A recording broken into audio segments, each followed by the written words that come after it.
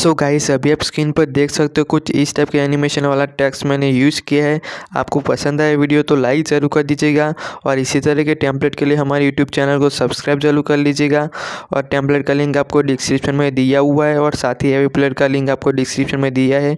दोनों आपको media fire से लिंक आपको मिलता रहेगा। नेक्स्ट टेम्पलेट किस तरह की चाहिए आप मुझे कॉमेंट सेक्शन में बता दीजिए, तो आपको मैं इस तरह की टेम्पलेट आपको प्रोवाइड करता रहूँगा। तो मिलते किसी और वीडियो में, तब तक के लिए बाय बाय, जय हिंद, वंदे मातरम।